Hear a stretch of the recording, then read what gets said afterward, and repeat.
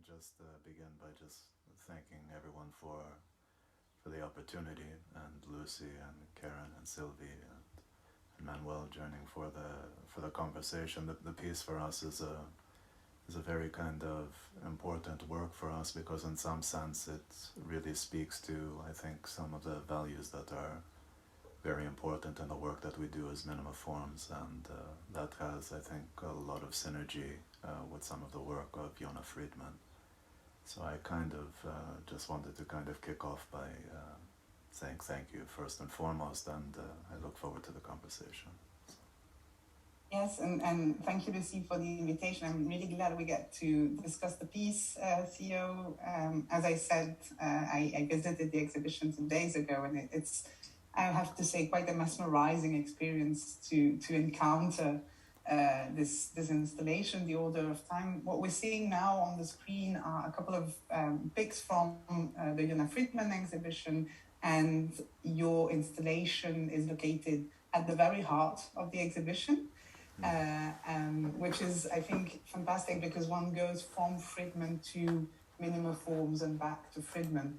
And so maybe because it is also a piece that really requires a physical, a material kind of interaction, I was wondering if you could maybe start by very factually describing what one discovers upon entering the exhibition space.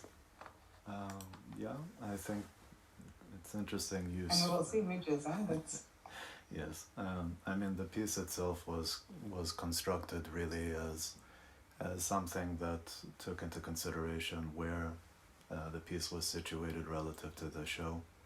In some sense, it's really a piece in dialogue with Yona Friedman, and it takes its cues, I think, from a perspective of his kind of engagement in participatory strategies and enabling, and trying to, I think, in some ways also deal with maybe more universal issues around the subject of architecture, art, design, and its relationship to social, political, and even environmental issues. We're seeing images as you speak, I'm sorry, just yes. So the audience gets it, yeah.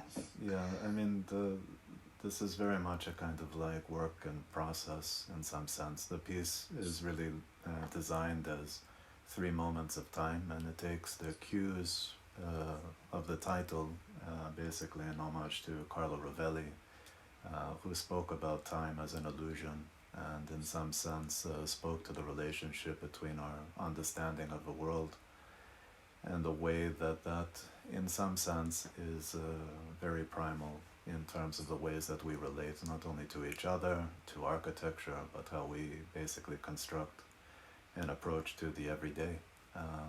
And so in some ways Rovelli's concepts speaks also to something that in some ways is also timeless. He speaks to physics as actually having no concept of future or past. And in some ways responding to the work of Yona Friedman, there are some kind of almost universal kinds of challenges in terms of how someone sees spatial organization, the concept of choice, and allowing people to kind of co-construct strategies for thinking about architecture and place, and how those sort of evolve. So when someone enters into the gallery, they will see 3 moments of time. They're bounding boxes that are based on strategies of the game of life from John Conway, and they are basically invitations to kind of explore a concept that can be almost akin to something like the Smithson's concept, the Eames concept of the powers of 10. And there are a lot of references for this piece, and in some sense it was a labor of love in a time of pandemic. Yeah, and I think one can tell when we discover the piece. I mean, there's already a lot in what you've just said, and I think we can unpack that throughout the discussion. Sure. But I just wanted to try to convey to the audience who, I think for most of you are not in France and haven't seen the piece yet, but what we're now discovering in the images and the videos, I mean, although they're really nice, they almost don't do justice to the experience that one has in the space, because you are in this obscurity, and there's a play with reflection, with light, with diffraction also, because the spheres that now one sees on the screen are of different of different dimensions, but there's also a game of repetition and a stacking which is not physical but which is optical, which is happening within those spheres, specifically the glass ones. And what it immediately brings to mind is that, in a way, your piece, which, as you were saying, deals with the notion of behavior, of participation, of co-constitution in a way, does that in a twofold manner. So there's the participation that you investigate formally through the different processes and models that you use, but there's also the one of the beholder, no? That who discovers the piece and kind of gets almost sucked in, almost immersed, and participates in the life of the piece materially and phenomenologically, no? And I think in that, in a way, for me, you also, you obviously have been in dialogue with many figures of the second avant-garde, but one that comes to mind is Nicolas Scheffer, for example, who had been experiencing with atmospheric, topographic, architectures of light, of sound, of color. Maybe something you want to touch upon? Yeah, no, I mean, Schoffer, I think it's in dialogue with people like Schoffer, lots of second-order cyberneticians, particularly, I think, a moment in time when disciplinary distinctions were not so meaningful, and there was a purposeful rejection of trying to categorize art and science and technology, and really trying to see holistically how to instrumentalize deeper, let's call it, questions in different kinds of idioms that one could kind of explore. And in particular to this piece, I mean, Stephen and I speak about it in the sense that everything that you see is yours in some ways, taking its cues from radical constructivism in some ways, which spoke to the fact that basically everything that we see is our own invention, and in some ways that the paradox of this kind of way of thinking is that there is no truly objective way of understanding the world in relation to other worlds in some ways, because in some sense everything in some ways is situated, but in a way that is not about just personal experience. It's about how we speak to constructing an understanding in the world, and how we see ourselves as participants and not passive observers. So the way that one approaches the piece, and what we tried to do, was to create these kind of moments in time that people would discover, and to allow the curiosity and the exploration to kind of unfold as people are engaging with the piece. And I think it's true what you said, that the materials themselves have different kinds of perceptual effects. Some of them are inherent to the unitary elements of the sphere, which for us I think was important to all in dialogue also with Yona Friedman, by shifting from the circle and the square as a kind of framing element spatially into something like the sphere and the cube, speaking to the notions of packing and stacking and recursive geometries, that also more contemporary digital and computational frameworks of voxel-based logics and resolution spaces and so forth. So it speaks, I think, from the genesis of early computational work of self-replicating machines like von Neumann and others were speaking to, up until I think much more contemporary ways of thinking about things, from the most subatomic kind of notions of particles and these kind of ways of thinking to, I think, the more cosmological concepts of physics and so forth that I think Friedman also shared in some way. So the materials themselves and the way that we try to illuminate it speaks to this kind of almost digital materiality. Right. I think that's a crucial point that you're touching. This intrication, this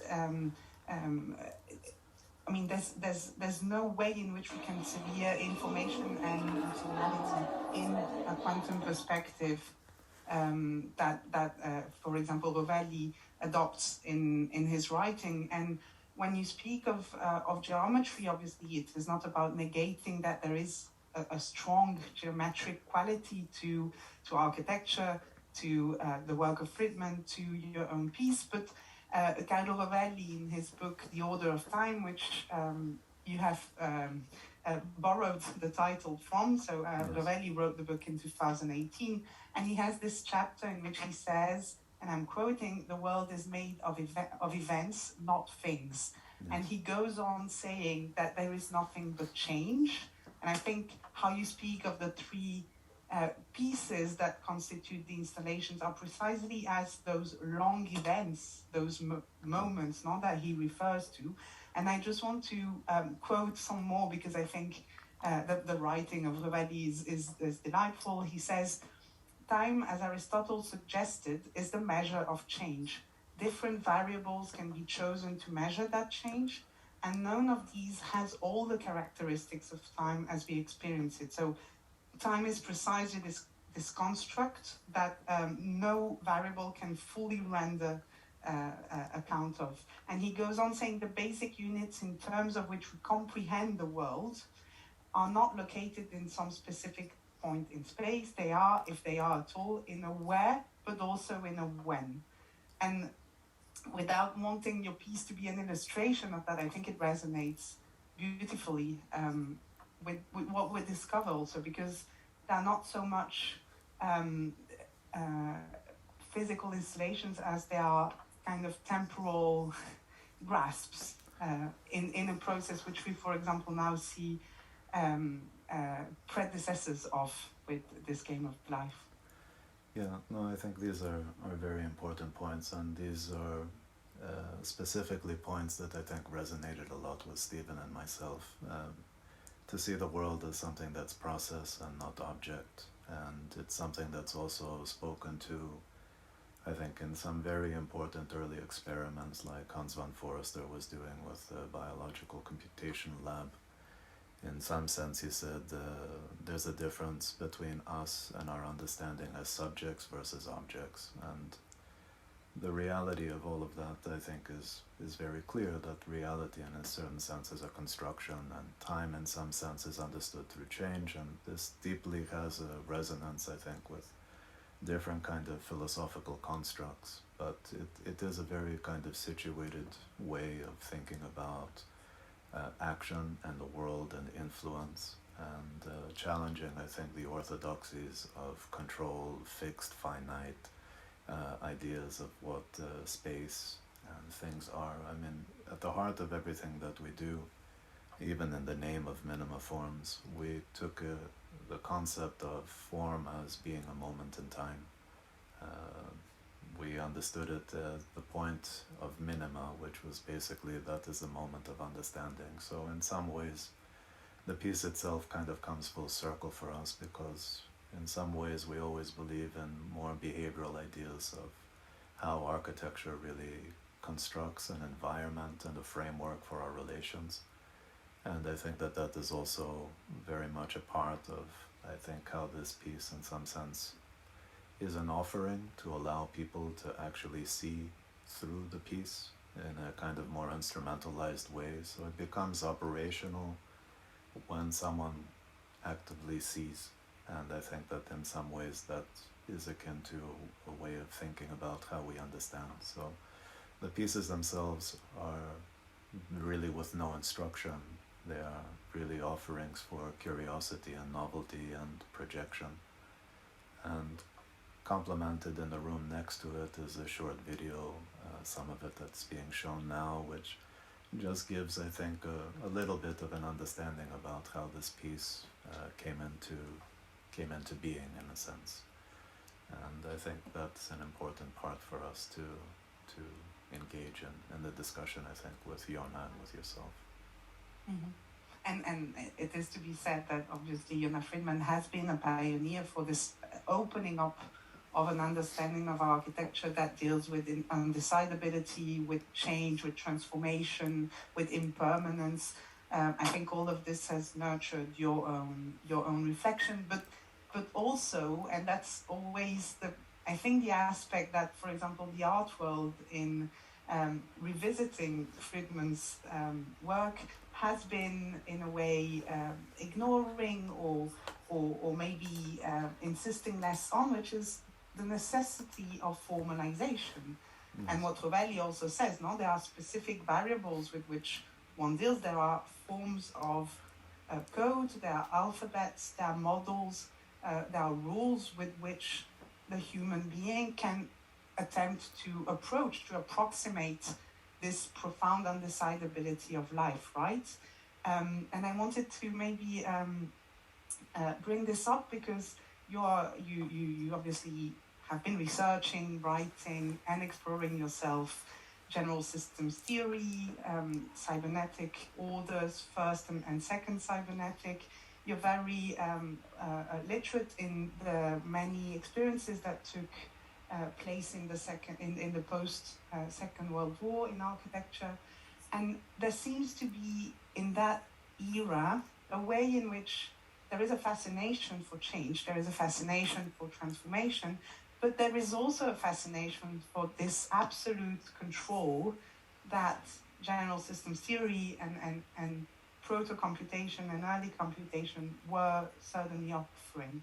So I wanted to hear maybe a little bit how you felt about what today might appear as almost a contradiction in certain works, but is also, let's say, the index of a certain time. I don't know if that makes sense to you. No, it makes sense, and I think in some sense architecture in many ways is a paradoxical endeavor. It situates itself, I think, in a very important place because in some sense it embodies things that are fundamentally human. So from a systemic point of view, the things that we've always spoken to was one, that control is an illusion, and the orthodoxy of thinking about control in a top-down way is only actually something that gives someone comfort to believe that somehow a system in some way should behave in a way. The things that we always spoke about with Stephen and we continue to do, and I think what resonates with Yona is the idea of really creating space as a framework, allowing people to make it their own, and actually seeing rules as not something that somehow reinforces habit, but actually liberates people from, let's say, the burdens of trying to, in some sense, be, somehow aware of all of their decision making, and to be something much more primal, and in some sense, really becoming much more human in the kinds of interactions that we have. So a lot of the things that we speak to and a lot of the work that we've done are always motivated with this kind of concept of thinking about systems as frameworks rather than systems of action and rules that somehow dominate behavior.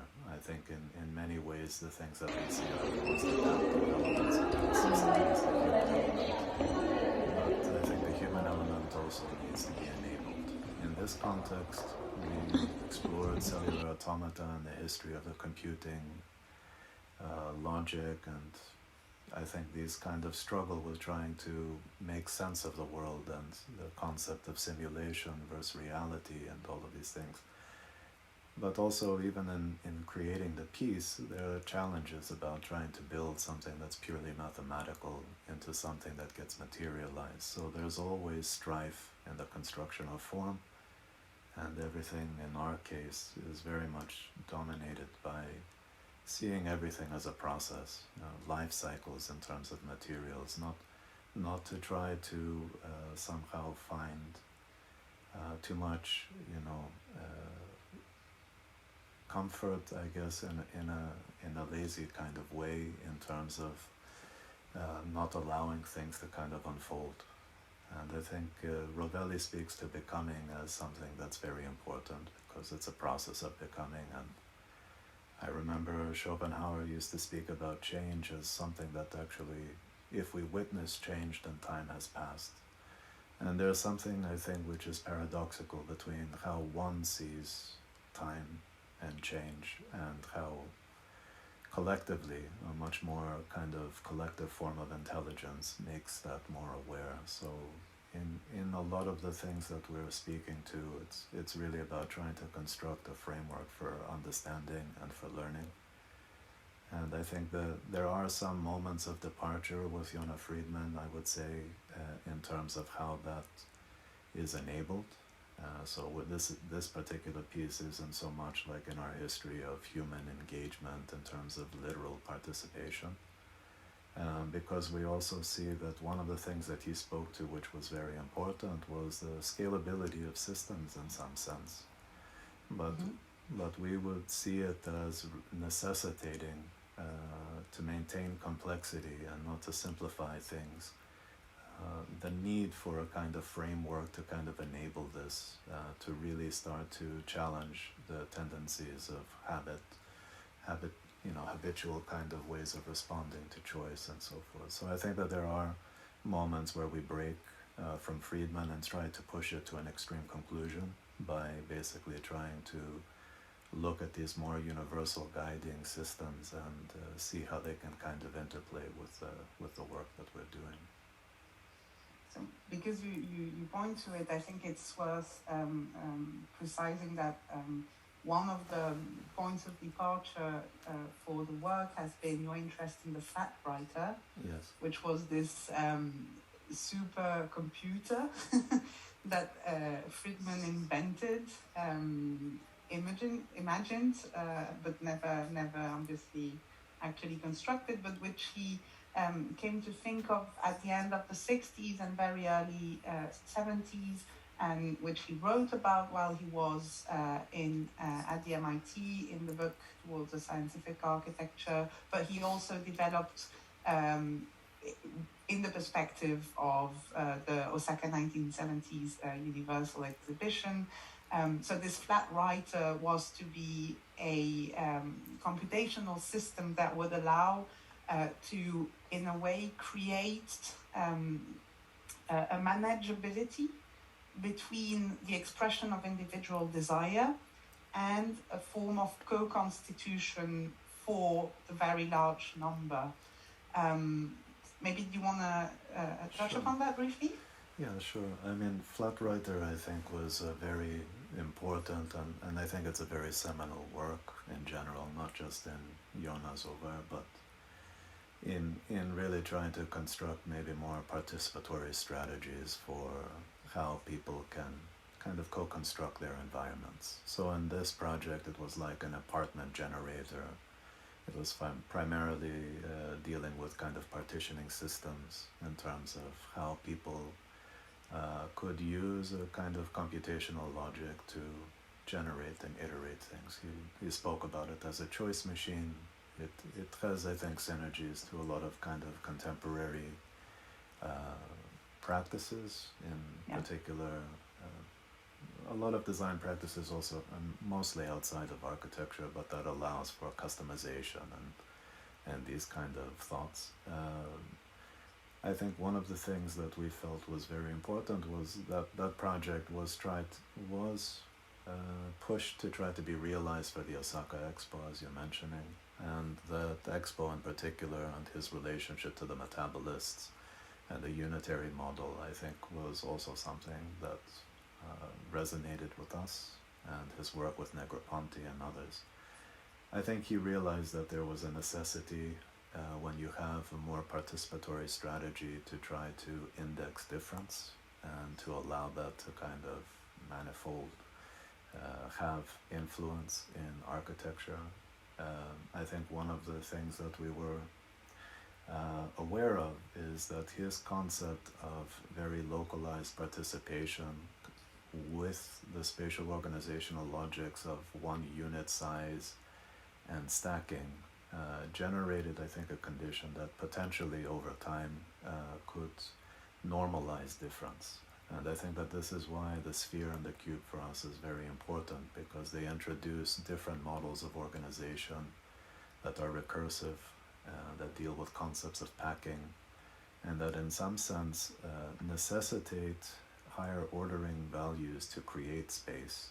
And I think that this is where creativity from a more collective perspective, could be able to be enabled in this sense. So we try to, in some sense, speak to some of that very early and I think pioneering work in terms of computational design, but at the same time use mathematics and materiality and this concept, I think, of resolution, which I know is close to you as well, to be able to speak about how space doesn't operate within a particular kind of strategy.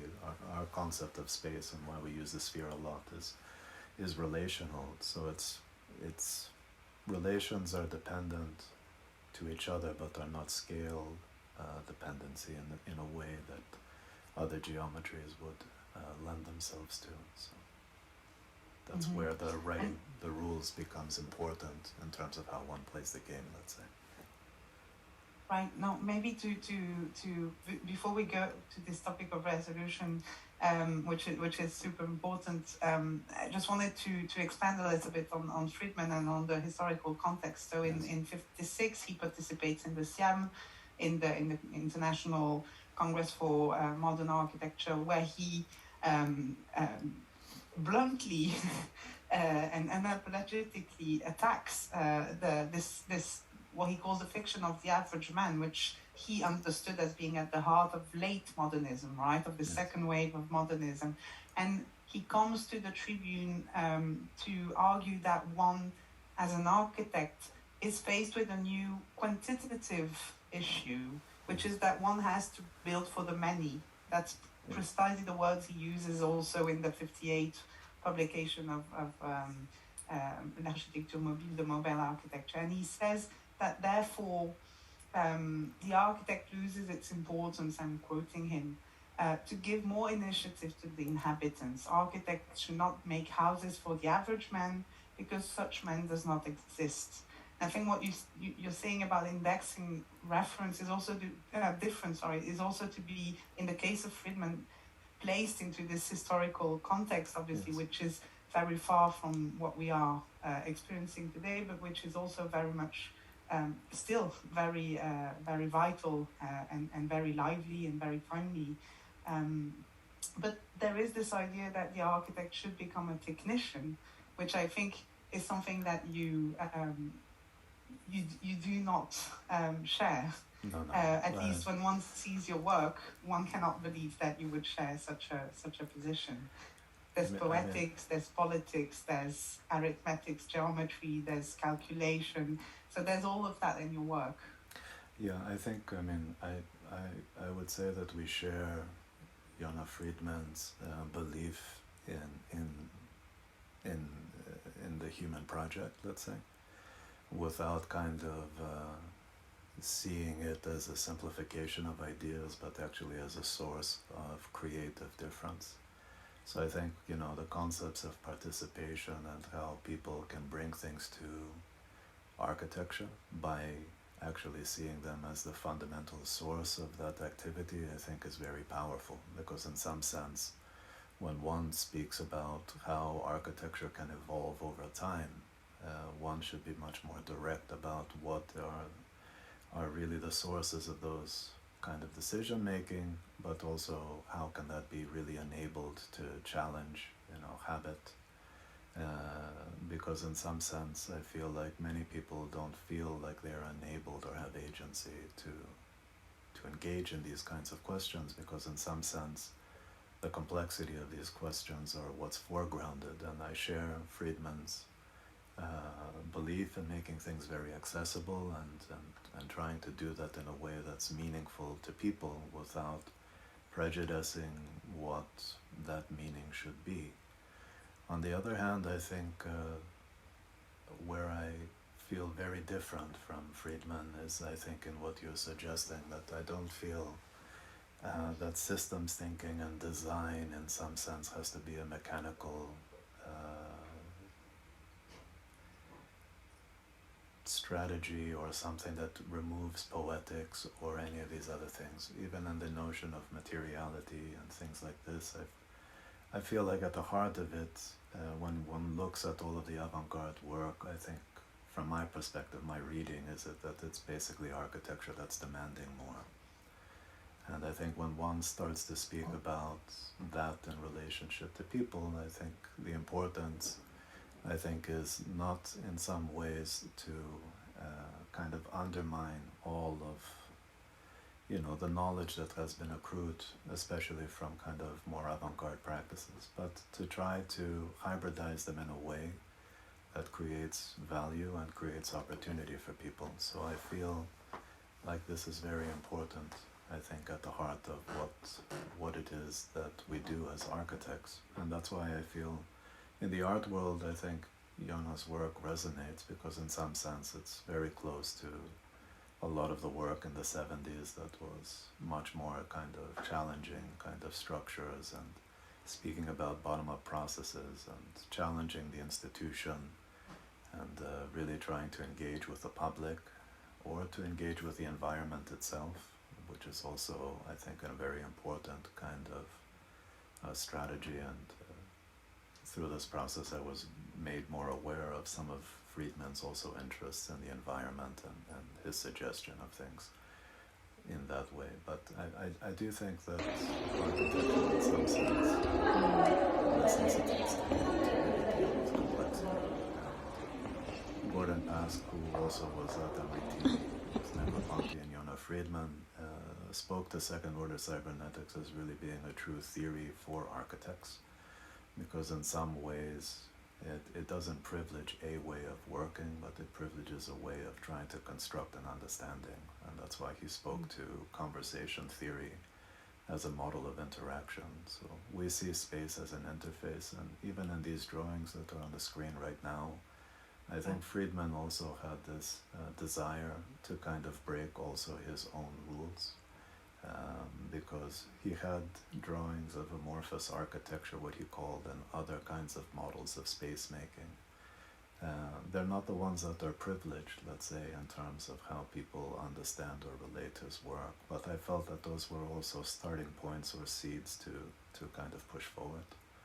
Yeah, this notion of seed, I came across when in reading this beautiful interview or talk you had with David Green, I think last year, Yes. and there's this beautiful formula of how to relate to precedents, either in your own work or in someone else's work, and you have this expression of sowing seeds, and I think that's quite beautiful as a manner to relate to these projects. So both in trying to understand the kind of virtualities they contain, but also how they can be grown, what possibilities do they afford, but also how they need to be taken care of. Yes. I think that I just wanted to mention that because I thought I always talk about making friends, Yes.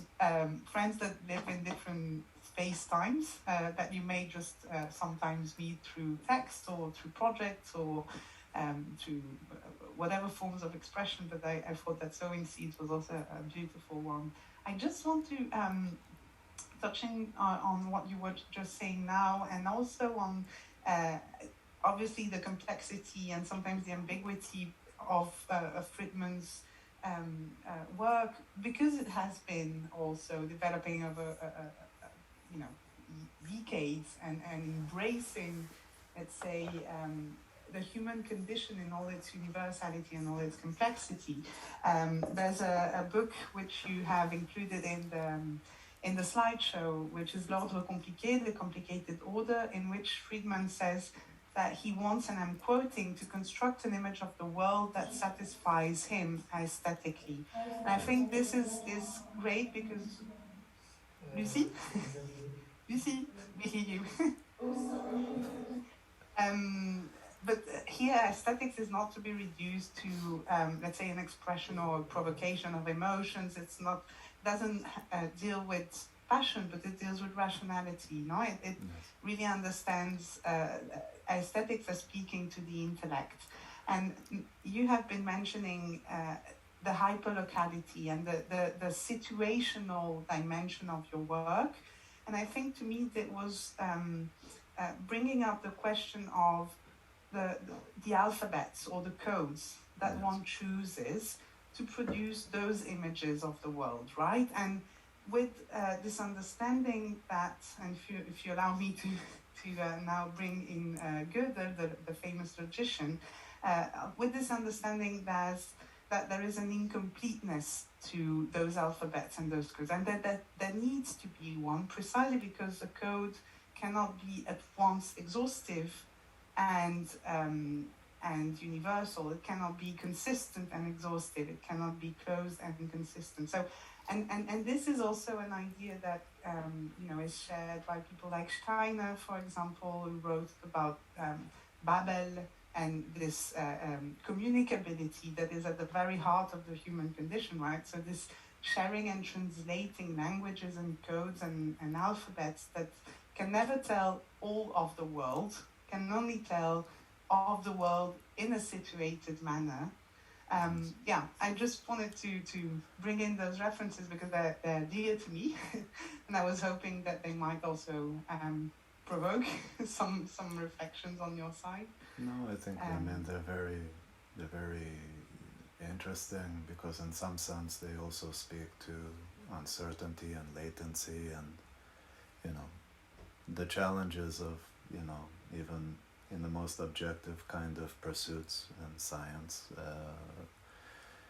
to construct a kind of truly objective world doesn't exist. And I think that's what Gödel and others kind of give us a kind of understanding in their own way. And I think in some ways there's a beauty in that, because I also think that this unknowability I think is a very powerful thing, because in some sense, just going back to this idea of understanding and radical constructivism, we all are somehow, when we're actively engaging in something, trying in our way to understand. But what all of this actually really necessitates, and where this kind of work is trying to push towards, is something that's much more collective and collaborative. The history of a lot of these sciences were always constructing black boxes, in a sense, which in some ways were thought experiments to be able to somehow address some of these issues without actually having all of the evidence in front of us, right? So today we're living in a world which is really a complete black box. We have algorithms designing algorithms. We are basically in a place where we have an output and we may have an input, but we have no connection to process and a complete disillusion to time as a kind of human artifact that gave us chance to even intellectualize or even try to construct a meaningful way to engage with some of these issues. So what becomes, I think, interesting for me is that architecture in its very nature, because it has so many dependencies, is a form of resistance to all of this. In a truly kind of radical project perspective, it has at the heart of it, I think, something which is very important, and that's where I feel that in a much more interdisciplinary kind of conversation, a lot of the terms of engagement and discourse around the subject of architecture and its experimentation, I think lends itself, to many, many societal issues that are at the scale and magnitude where people feel like they don't have agency. So I think at the heart of the architectural project today is really to be a very active participant. And I think that that's where Yona, in his way, was unapologetic, as you said, about the means that architecture has. I think he explored it from the perspective of everyday objects being able to be deployed and articulated in ways to create space. And I think that there are a lot of models of that in the world, but he tried to systematize it in a way that really created a common ground for people to also be playful, to see the act of making architecture as something that can be celebrated. Mm-hmm. And I think in that way, he communicated and I think offers a lot to the general public, because in some ways he makes it accessible. And people can have direct access to understand how something like this, how they can contribute to something. And And right, and I mean, I think what you now just said about the possibilities of architecture is beautiful and quite necessary to hear. Precisely in what we are now, or what some people are now experiencing, just this reminder that Friedman was a migrant, was someone who was displaced, who was a refugee, who lived through the war, lived through different conflicts, and given the historical moment in which we are, I think it's also, we've now discussed of the work in very abstract terms, but just to remind, as a reminder that architecture is profoundly vital, profoundly connected to the human condition through those questions of communication, of translatability, of profound migration, which is at the heart of every kind of human existence. There's also, I think, and before maybe I don't know how much time we have left, and I don't know if we can then open the screen and not the floor to questions, but just one last thing, because when you say that Friedman's great strength was to make people participate into those debates and gain some sort of also of consciousness and of attention to those questions, well, I think your work really speaks to this moment in time that we are in, and that's why I was bringing up aesthetics, because you speak of resolution and because you speak of moments and of events and of elements that are not assigned to a specific dimensionality, but that work across scales, no? And that in a way are evading our, let's say, human traditional sensoriums, which are either beyond or beneath our perceptual threshold, no? And so what it also brings up, I think, and that's why abstraction has to go hand in hand with life, it's because we also need, I think, to develop, to refine, to invent those ways of sensing, of perceiving realities that are just almost difficult to grasp, if not incompatible with what our senses generally translate. So I think this idea of resolution is also a very nice way to close, maybe. I mean, I think the things that you're bringing up, I think, are very important. I just want to touch on two of them in particular. One, you were mentioning about Friedman and the times that we're living in. I think it's important to echo this and maybe amplify it a bit, because I think Friedman, unlike a lot of the radicals of that time, was very aware of very difficult aspects of the human condition. This notion of mobility in architecture is not something that was talked about in the same way like nomadism and that we could just move around the world with our technologies. It was really about parts of society that, in some sense, for different reasons, and I think those are becoming much more legible these days to different generations, have no choice. And in some ways, to enable people to create their own space is a very primal and critical way of seeing humanity, all of our social systems, kind of really through something like architecture as a framework. So for this particular aspect of architecture and Friedman, I think that this is very important for generations today to be more aware of. In our own work and stuff like that, even at the Archilab, we showed this piece, Softcast, which a lot of people also don't know much about what this is about. What was our version of thinking about what a deployable house would be, like using textiles as something that you can take in architecture with you.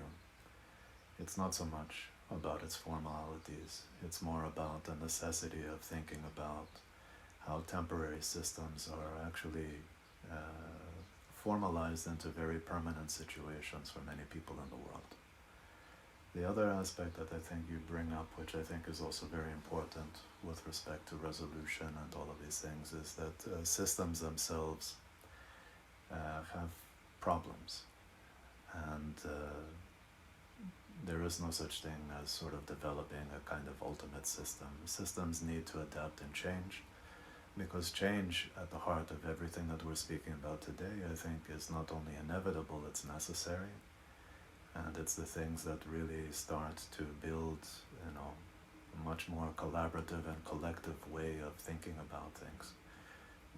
I think to enable people to feel like they have agency in things is at the heart of that. And I think architecture sometimes has a serious difficulty in communicating what it is at the heart that it offers society. But I think you've spoken about it very eloquently, so I'm not sure that I could speak about it much more.